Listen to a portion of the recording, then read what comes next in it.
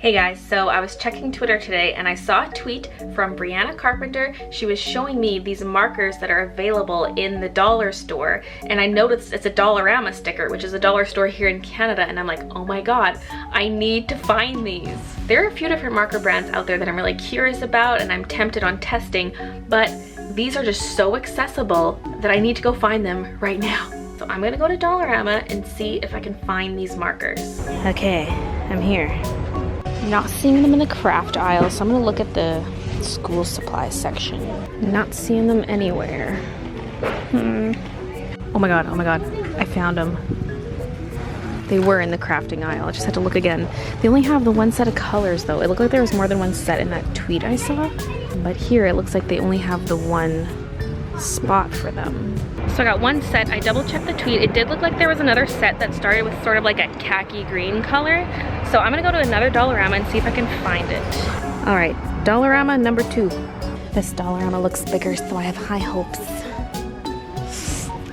Dang it. Looks like they only have this set, but this is in, well no, this is still the craft section. Oh, yes. Yeah, boy. Are these the only 2 sets? That's what it looks like. Okay, so let's take a look at these. They're double-ended markers. The brand is Crafts. There are 6 markers per pack, and they're $3.50 each. And that's Canadian dollars. As of right now, that is equivalent to $2.72 US. So that's a pretty good price for 6 markers, but how good are they? Let's take a peek. Oh my. Look at the logo. It's all scratched up. This green one looks a little bit better. So this is a primary set with red, green, yellow, orange, purple, and blue. This one has some earth tones and pastels. It seems to be a really strange color combination.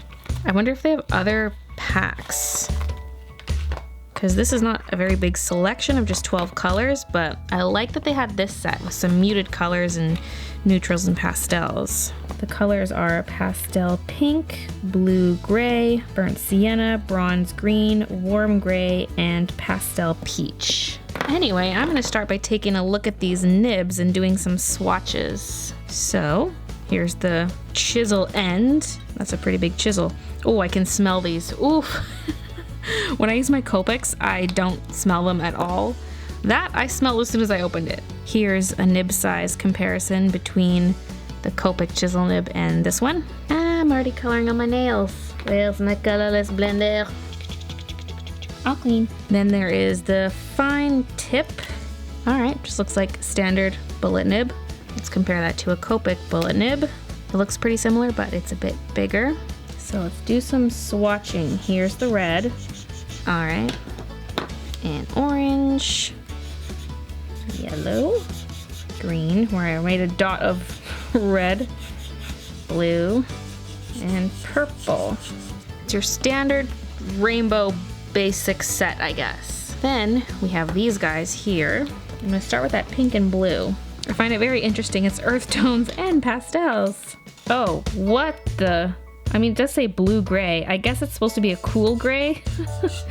Okay, never mind. It's not blue.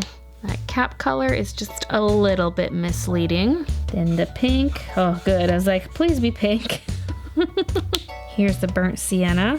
Ooh, I actually really like that brown. It's really close to E74. It doesn't look like the cap. It's not as warm as that, but I really like that brown. Then bronze green.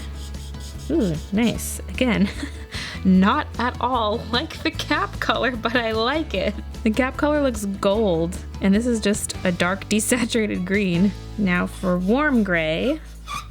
Ooh, yes, that's actually pretty nice. Then pastel peach. Again, not even close.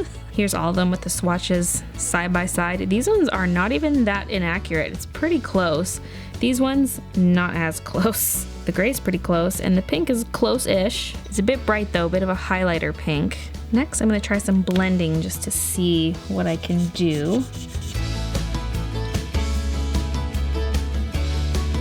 It's hard to blend when your colors aren't that similar to each other. Also, without a brush nib, I can't really do the feather blending technique. It's when you apply a lot of pressure and then do a tapered stroke. You can kind of get it with this nib, but this nib is just too small and it doesn't taper as well as a brush nib would. Orange is kind of similar to this. Maybe I should do gradient with these. I'm gonna try with the chisel nibs instead because I feel it's really difficult with that tiny little bullet nib.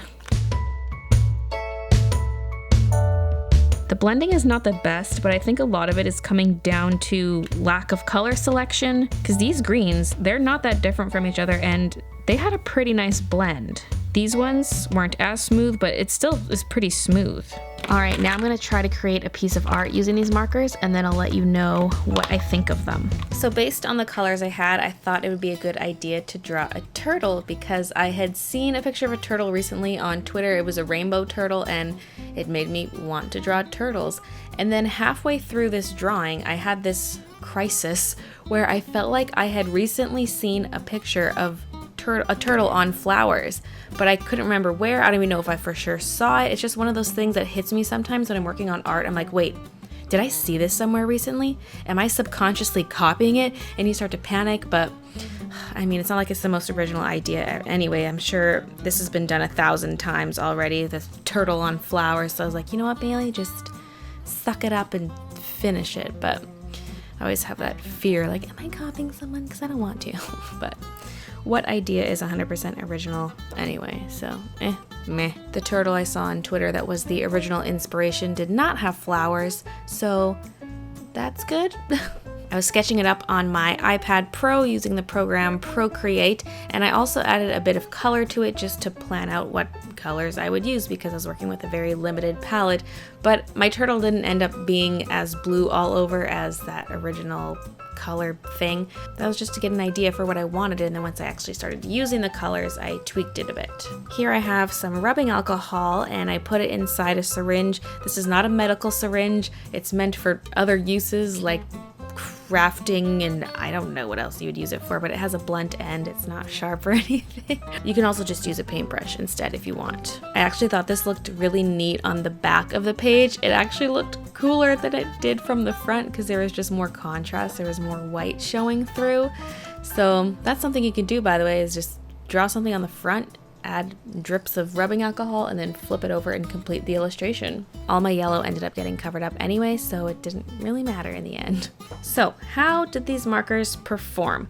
Honestly, they're not much different than any other alcohol-based marker. They were a bit smelly at first, but once I got going in the drawing, I honestly didn't really notice it. So when I first uncapped it earlier in the video, I was like, whoa, but it actually wasn't that bad in terms of smell.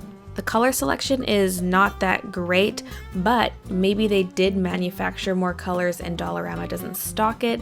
Is that Dollarama's own brand, that crafts brand? I don't know. I don't know if they order it from someone else or if they get it made. I didn't think the dollar store did that, but they have so many products that are that brand that I'm like, I don't know. But they only had the 12 colors in store from what I saw. If you want to snap your cap onto the back end of the marker, it will not snap onto it.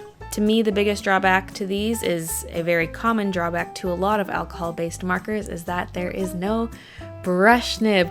I don't know if it's just very costly to manufacture these nibs. I don't know why markers never have the brush nib. Maybe it's because they're trying to mimic the original Copic marker and they're just behind on the times. I don't know, but so many brands do not have the brush nibs, but thankfully more and more are being made with them. But I feel like whenever you come across a really, really cheap brand for alcohol markers, they do not have the brush nib. But honestly, you can't really go wrong with these. It comes out to 45 cents US per marker, which is dirt cheap.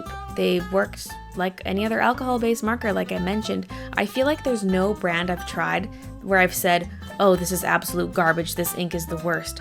All alcohol-based markers work pretty well. Really, it comes down to the selection of colors that that brand offers and if they have a brush nib, if that's important to you, and whether or not they're refillable. These ones aren't. There weren't any refills available at the store. So it's those things you have to look at, because ultimately the ink is not that different between different brands. And oftentimes with high quality art supplies, light fastness is an issue. So the cheap brands will fade in the sun and the expensive brands won't. But with alcohol-based markers, none of them are light fast, not even Copics. They all fade. And so that's not even something you have to concern yourself with either. So if you're looking to try alcohol-based markers for the first time, I think this is a great place to start. Or if you're just looking to expand your collection and don't want to put in a bunch of money, yeah, these were fine. The one thing I don't know is how durable the nibs will be in the long run. I don't know if they're gonna start shredding or deforming, and I don't know how much ink is actually in the marker. They do have a really big square barrel, but I don't know how full they are. It might just look like there's a lot of ink in there, but really it might run out quickly. None of mine ran out while I was using them, but it's just something that could happen.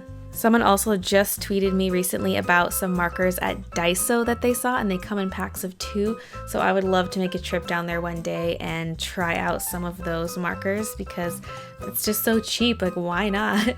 In terms of slightly more expensive brands, I've been really eyeing up the Art and Fly markers. I really want to give those a try. I was gonna try Ohuhu markers, but I couldn't find brush nib ones. I don't know if they exist or not. If you have a link for them on a Canadian website, like I was looking on Amazon and there weren't any brush ones, but if anyone has any, let me know, because I don't really want to invest in any brands that are somewhat expensive unless they have the brush nib. With these ones, they're dollar store items, so it was so dirt cheap for me to try them out.